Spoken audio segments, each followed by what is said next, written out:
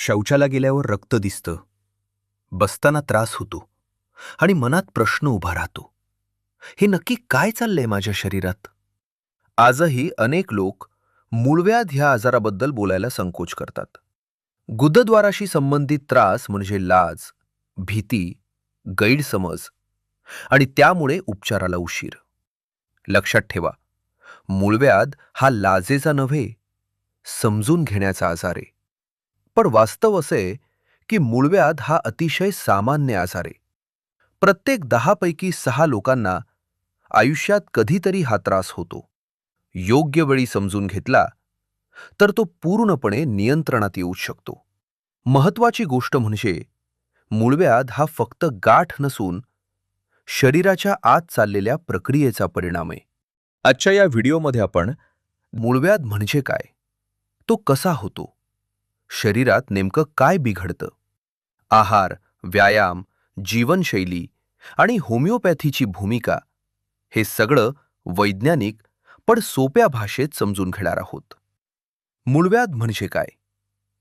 आपल्या गुदद्वाराच्या आत आणि बाहेर रक्तवाहिन्यांचं एक जाळं असतं.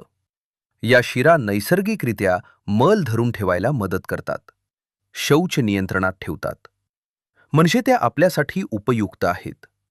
पण जेव्हा या शिरांवर सतत जास्त दाब पडतो, रक्त परत वर नीट जात नाही, तेव्हा त्या फुगतात, सुजतात आणि त्यालाच आपण म्हणतो मूळव्याध. अगदी सोप्या शब्दात सांगायचं म्हटलं तर गुदद्वारातील शिरा फुगून बाहेर येणं किंवा दुखणं म्हणजे मूळव्याध. मूळव्याध म्हणजे नवीन गाठ नाही, आधीपासून असलेल्या शिरांचं आजारी होणे.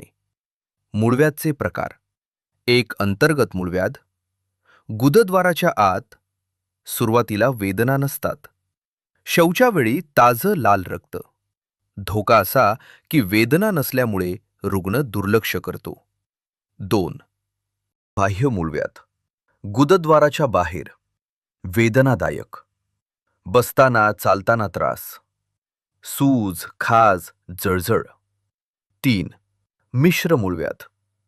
आत आणि बाहेर दोन्ही, जास्त काळ दुर्लक्ष केल्यावर वेदना असो वा नसो, रक्त हे नेहमीच शरीराचा इशारा असतो. मूळव्याध हा आजार का वाढतो आहे? पूर्वी मूळव्याध हा आजार वयस्क लोकांमध्ये, कष्टकरी लोकांमध्ये असतो असे मानले जायचे. आज मात्र ऑफिसमध्ये बसून काम करणारे, तरुण, महिला, अगदी कॉलेज विद्यार्थी सुद्धा या त्रासाने ग्रस्त दिसतात. याचं कारण आहे जीवनशैलीतील बदल. मूळव्याध कसा होतो? मूळ कारणांची शास्त्रीय मांडणी. 1, बद्धकोष्ठता. सर्वात मोठं कारण जेव्हा पोट रोज साफ होत नाही, मल कडक असतो, जोर लावावा लागतो, तेव्हा गुदद्वारातील शिरांवर प्रचंड दाब पडतो. हाच दाब मूळव्याध निर्माण करतो. 2, शौच करताना जास्त वेळ बसणं. आजकाल मोबाईल, व्हॉट्सॲप, सोशल मीडिया यामुळे लोक टॉयलेटमध्ये 15 ते 20 मिनिटं बसतात. गुदद्वारातील रक्त खाली साचतं, शिरा फुगतात. हे गुदद्वारासाठी अत्यंत घातक आहे. 3, फायबर कमी असलेला आहार. मैदा, फास्ट फूड, पॅक्ड अन्न, तिखट, मद्य, कमी प्रमाणात भाज्या, फळे खाणे यामुळे मल कठीण होतो, आतड्यांची नैसर्गिक हालचाल बिघडते.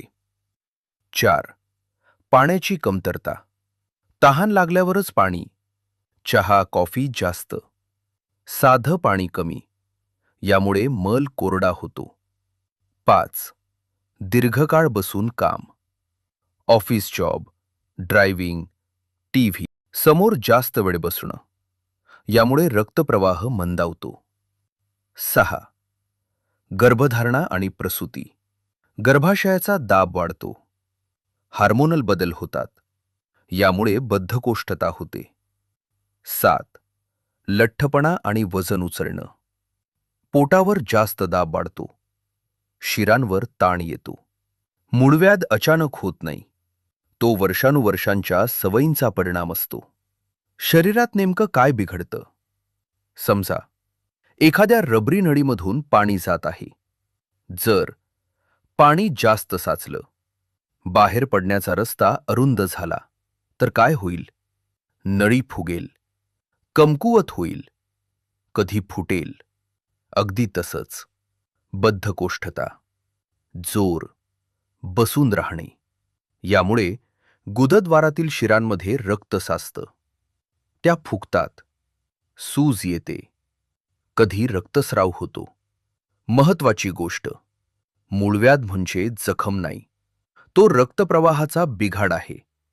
मूळव्याध उपचारात आहार इतका महत्वाचा का आहे? एक गोष्ट लक्षात घ्या, मूळव्याध हा गोळीनं सुरू झालेला आजार नाही आणि तो फक्त गोळीनं पूर्णपणे बरा होणारही नाही. कारण मूळव्याधाची मुळं आपल्या पचनसंस्थेत आणि रोजच्या सवयींमध्ये असतात. मूळव्याधावर औषध काम करतं, पण आहार कारणावर काम करतो. फायबर म्हणजे काय? फायबर म्हणजे जे अन्न शरीर पूर्णपणे पचवू शकत नाही, पण ते आतड्यांसाठी अत्यंत आवश्यक असतं. फायबर का गरजेचं? फायबर मल मऊ करतात, आतड्यांची हालचाल सुधारतात, शौच सहज करतात. मूळव्याधासाठी योग्य आहार: 1. हिरव्या पालेभाज्या, पालक, मेथी, शेवगा, कोथिंबीर, मल मऊ ठेवण्यास मदत. 2. फळं, योग्य पद्धतीनं, पेरू, पपई, सफरचंद, पियर. रस न काढता संपूर्ण फळ खाणं महत्वाचं. 3. धान्य, ज्वारी, बाजरी, नाचणी, ओट्स. मैद्याऐवजी भरड धान्य वापरा. 4. बिया, तीळ, जवस, भिजवलेले बदाम, थोड्या प्रमाणात तेल. आतड्यांना नैसर्गिक चिकटपणा देतात. गोळीपेक्षा थाळी बदलली तर मूळव्याध शांत होतो. 5. पाणी, औषधासारखं. दिवसाला 2.5 ते 3 लिटर. एकदम जास्त नाही, थोडं थोडं. सकाळी उठल्यावर कोमट पाणी बद्धकोष्ठतेसाठी अत्यंत उपयुक्त. काय टाळावं? मैदा, पाव, बिस्किटे, फार तिखट, जंक फूड, दारू, फार उशिरा जेवण. जिभेचा ताबा घेतला तर गुद्द्वार वाचतो. व्यायाम व शौचसवयी.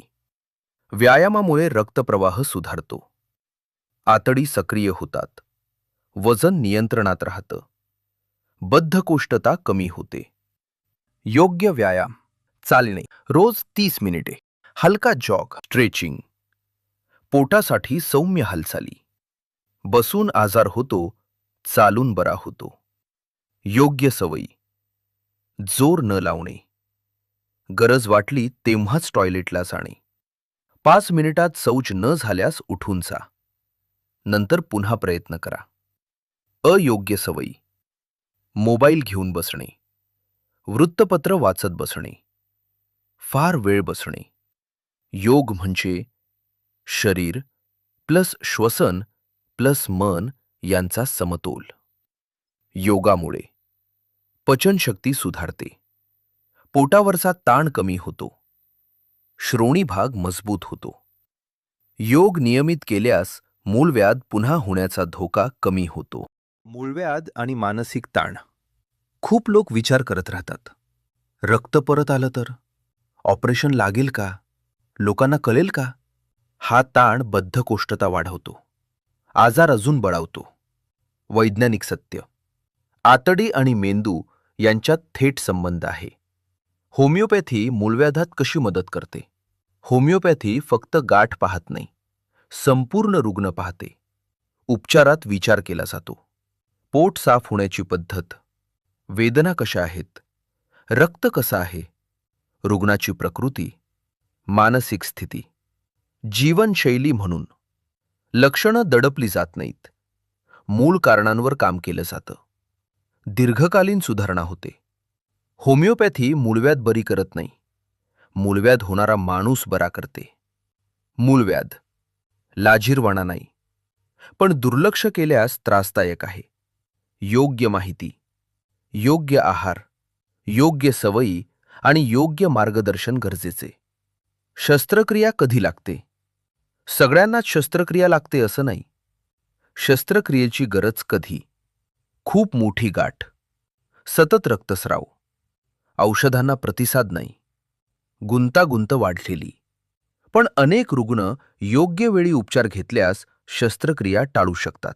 मूळव्याध बरा झाला म्हणजे संपला का? नाही. जर पुन्हा जुन्या सवयी, पुन्हा बद्धकोष्ठता, पुन्हा निष्काळजीपणा, मूळव्याध परत येऊ शकतो. म्हणून गरजेचं आहे दीर्घकालीन जीवनशैली बदल, आहाराची शिस्त, वेळोवेळी वैद्यकीय सल्ला. डॉक्टर गुरव ॲडव्हान्स होमिओपॅथी क्लिनिकमध्ये आम्ही मूळव्याधाकडे फक्त गाठ म्हणून नाही, तर जीवनशैलीचा आजार म्हणून पाहतो. मूळव्याध लपवू नका, समजून घ्या आणि वेळेवर योग्य उपचार घ्या. मी आहे doctor Vinayak Gurav. Doctor Gurav advance homeopathy clinic